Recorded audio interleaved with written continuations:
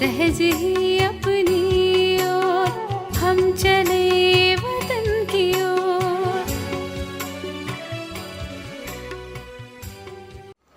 ஓம் சாந்தி 2/2/1976 அவ்யக்த பாப்தாதா மதுபன். வாணியின் தலைப்பு: தந்தையின் அன்பிற்குரியவர் ஆவதின் அடையாளம் ஃபரிஷ்தா சொரூபம் ஆவது. எப்பொழுதும் தன்னுடைய எதிர்காலம் எதிரில் இருக்கிறதா?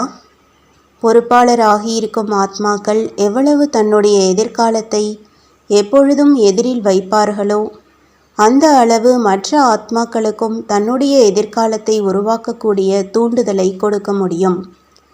தன்னுடைய எதிர்காலம் தெளிவாக இல்லை என்றால் மற்றவர்களுடையதையும் தெளிவாக ஆக்குவதற்கான வழியை கூற முடியாது. உங்களுடைய எதிர்காலம் தெளிவாக இருக்கிறதா? மகாராஜா அல்லது மகாராணி அப்படி எதுவாக ஆனால் அதற்கு முன்பு தன்னுடைய எதிர்கால ஃபரிஷ்தா ஆவதின் கர்மாத்தீத நிலையை அடைவது, இது எதிரில் தெளிவாக வருகிறதா? நான் ஒவ்வொரு கல்பத்திலும் ஃபரிஷ்தா சொரூபத்தில் இந்த பங்கை செய்திருக்கிறேன் மற்றும் இப்பொழுது செய்ய வேண்டும் என்று அப்படி அனுபவமாகிறதா? அந்த பொலிவு எதிரில் வருகிறதா? எப்படி கண்ணாடியில் தன்னுடைய சொரூபத்தின் பொலிவை பார்க்கிறீர்களோ அதேபோல் ஞானத்தின் கண்ணாடியில் தன்னுடைய முயற்சியினால் ஃபரிஷ்தா நிலையின் பொலிவு தெளிவாக தென்படுகிறதா? எதுவரை ஃபரிஷ்தா நிலையின் பொலிவு தெளிவாக தென்படவில்லையோ அதுவரை எதிர்காலமும் தெளிவாக ஆகாது. நான் ஒருவேளை இந்த மாதிரி ஆவேனா அல்லது அந்த மாதிரி ஆவேனா என்ற இந்த எண்ணம் வந்து கொண்டே இருக்கும். ஆனால் ஃபரிஷ்தா நிலையின் பொலிவு தெளிவாக தென்பட்டது என்றால் அதுவும் தென்படும்.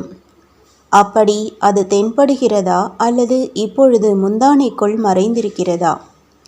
எப்படி படங்களின் திறப்பு விழா செய்விக்கிறீர்கள் என்றால் தன்னுடைய ஃபரிஷ்தா சொரூபத்தின் திறப்பு விழாவை எப்பொழுது செய்வீர்கள்? நீங்களே செய்வீர்களா அல்லது சிறப்பு விருந்தினரை அழைப்பீர்களா? இந்த முயற்சி செய்வதின் பலகீனத்தின் திரை அகன்றது என்றால் தெளிவான ஃபரிஷ்தா ரூபம் ஆகிவிடும். இப்பொழுதோ நடைமுறையில் எப்படி சாக்கார பாபாவை பார்த்தீர்கள்? போகும்பொழுதும் வரும்பொழுதும் ஒன்றோ ஃபரிஷ்தா ரூபத்தின் அல்லது எதிர்கால ரூபத்தின் அனுபவமானது. அப்பொழுதுதான் மற்றவர்களுக்கும் ஆனது. அந்த மாதிரி உங்களுக்கும் அனுபவமாகிறதா? நான் டீச்சர், நான் சேவாதாரி என்ற இதுவோ எப்படி நேரமோ அப்படி சொரூபமாகிவிடுகிறது. இப்பொழுது தன்னை ஃபரிஷ்தா ரூபத்தில் அனுபவம் செய்தீர்கள் என்றால் சாக்ஷாத்காரம் ஏற்படும். சாக்ஷாத்காரத்தின் ரூபம் எது? ஃபரிஷ்தா ரூபமாவது. போகும்பொழுதும் வரும்பொழுதும் ஃபரிஷ்தா சொரூபம். ஒருவேளை சாக்ஷாத் ஃபரிஷ்தா ஆகவில்லை என்றால் சாக்ஷாத்காரம் எப்படி செய்விக்க முடியும்? அப்படி டீச்சர்களுக்காக இப்பொழுது செய்ய வேண்டிய விசேஷ முயற்சி எது? நான் ஃபரிஷ்தா இந்த சாக்கார உலகத்தில் சேவைக்காக வந்திருக்கிறேன் என்ற இதுதான். ஃபரிஷ்தாக்கள் வெளிப்படுகிறார்கள், பிறகு மறைந்து விடுகிறார்கள். ஃபரிஷ்தாக்கள் எப்பொழுதும் இந்த சாக்கார உலகத்தில் இருப்பதில்லை. காரியம் செய்வார்கள், மறைந்து விடுவார்கள். எனவே எப்பொழுது அந்த மாதிரி ஃபரிஷ்தா ஆவீர்களோ அப்பொழுது இந்த உடல் மற்றும் உடல் சம்பந்தப்பட்ட உறவுகள் மற்றும் பழைய உலகத்தில் கால்கள் பதியாது. நாங்கள் தந்தையின் அன்பிற்குரியவர்கள் என்று கூறுகிறீர்கள் என்றால் தந்தையோ சூக்ஷ்மவதனவாசி, மேலும் நீங்கள் முழு நாளும் ஸ்தூலவதனவாசியாக இருந்தீர்கள் என்றால் அன்பிற்குரியவராக எப்படி ஆவீர்கள்? எனவே சூக்ஷ்மவதனவாசி ஃபரிஷ்தாவாக ஆகுங்கள்.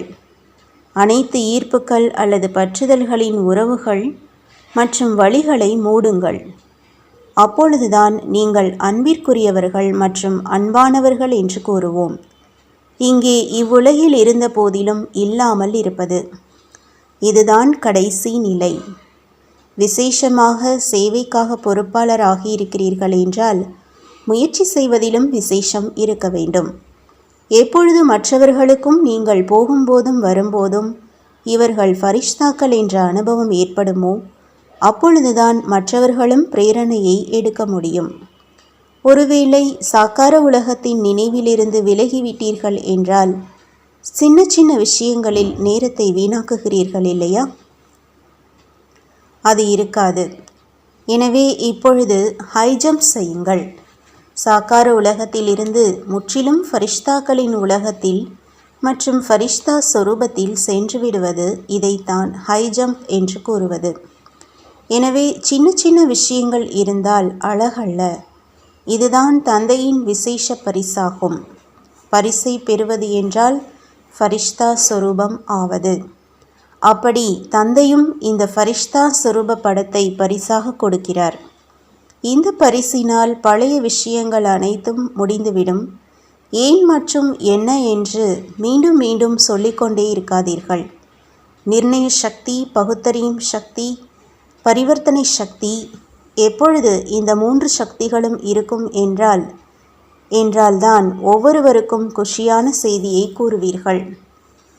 ஒருவேளை தன்னில் பரிவர்த்தனை இல்லை என்றால் மற்றவர்களிலும் மாற்றத்தை கொண்டு வர முடியாது. கேள்வி: எந்த ஒரு திட்டத்தையும் நடைமுறையில் கொண்டு வருவதற்கு விசேஷமாக எந்த சக்தியின் அவசியம் இருக்கிறது? பதில்: பரிவர்த்தனை சக்தி. எதுவரை பரிவர்த்தனை செய்வதின் சக்தி இல்லையோ அதுவரை நிர்ணயம் செய்ததையும் நடைமுறையில் கொண்டு வர முடியாது. ஏனெனில் ஒவ்வொரு இடத்தில் ஒவ்வொரு நிலையில் அது தனக்கானதாகவும் மற்றும் சேவைக்கானதாகவும் இருந்தாலும் அவசியம் பரிவர்த்தனை செய்ய வேண்டியது இருக்கிறது. எப்படி வெற்றியடைபவராக ஆக வேண்டுமானால் சம்ஸ்காரம் மற்றும் சுபாவத்தை பரிவர்த்தனை செய்ய வேண்டியதாக இருக்கிறது, அதுபோலவே சேவையில் தன்னுடைய கருத்துக்களை எங்காவது பரிவர்த்தனை செய்ய வேண்டியதாக இருக்கிறது. பரிவர்த்தனை சக்தி உள்ளவர் எப்படிப்பட்ட சூழ்நிலையிலும் வெற்றியடைந்து விடுகிறார். ஏனென்றால் அவர் பகுரூபி, சூழ்நிலைக்கு ஏற்றபடி பல ரூபங்களை தாரணை செய்பவராக இருப்பார். திட்டத்தை சேவையில் கொண்டு வருவார் மற்றும் ஞான பாயிண்ட்களை நடைமுறை வாழ்க்கையில் கொண்டு வருவார். இரண்டிற்காகவும் மாற்றம் செய்வதின் சக்தி தேவையாக இருக்கிறது. ஞானம் நிறைந்தவர் ஆன காரணத்தினால் இது நடக்க வேண்டும் என்ற இதையோ நிர்ணயம் செய்து விடுகிறார்கள். ஆனால் மாற்றம் ஆவதில்லை. இதற்கான காரணம் மாற்றம் செய்யும் சக்தியின் குறைதான். யாரிடம் மாற்றத்திற்கான சக்தி இருக்கிறதோ அவர் அனைவரின் அன்பிற்குரியவராக இருப்பார். மேலும் எப்பொழுதும் வெற்றியும் அடைவார். எண்ணத்தில் உறுதித்தன்மையை கொண்டு வருவதினால் பிரத்யக்ஷ பலன் கிடைத்து விடுகிறது. பரிவர்த்தனை செய்து வெற்றியடைபவராக ஆகத்தான் வேண்டும் என்ற இதுதான் திடமான எண்ணமாகும். வெற்றியடைபவரை ஆவாகனம் செய்து கொண்டிருக்கிறது என்றால் வெற்றியடைபவர் வந்தால்தானே நான் அவருடைய கழுத்தின் மாலையாக ஆவேன். நல்லது. வரதானம்: உயர்ந்த காரியம் என்ற கிளையில் தொங்குவதற்கு பதிலாக பறக்கும் பறவை ஆகக்கூடிய கதாநாயக பாத்திரம் உள்ளவர் ஆகுங்கள். சங்கம யுகத்தில் உயர்ந்த காரியம் என்ன செய்கிறீர்களோ இந்த உயர்ந்த காரியம் வைரத்தின் கிளையாகும். சங்கம யுகத்தின் எப்படிப்பட்ட உயர்ந்த காரியமாக இருந்தாலும் ஆனால் உயர்ந்த காரியத்தின் பந்தனத்திலும் மாட்டிக்கொள்வது மற்றும் எல்லைக்குட்பட்ட விருப்பம் வைப்பது என்பது தங்கச் சங்கிலியாகும். இந்த தங்கச் சங்கிலி மற்றும் வைரக்கிளையிலும் தொங்கக்கூடாது. ஏனென்றால் பந்தனமோ பந்தனம்தான். எனவே பாப்தாதா பறக்கும் பறவைகளுக்கு நினைவூட்டுகிறார். அனைத்து பந்தனங்கள் அதாவது எல்லைகளை கடந்து சென்று ஹீரோ பாத்திரம் உடையவர் ஆகுங்கள். ஸ்லோகன்: உள் மனநிலையின் கண்ணாடி முகம் ஆகும். எனவே முகம் ஒரு பொழுதும் வாடிப்போய் இருக்க வேண்டாம், குஷியுடையதாக இருக்கட்டும். நல்லது. ஓம் சாந்தி. तो बच्चों को तो सर्विस करनी है, जो बाबा कहते हैं सबको ये बताओ कि देखो तुम्हारा एम एंड ऑब्जेक्ट ये है, एक गीता है बढ़िया, ये राजयोग है ना बच्चे।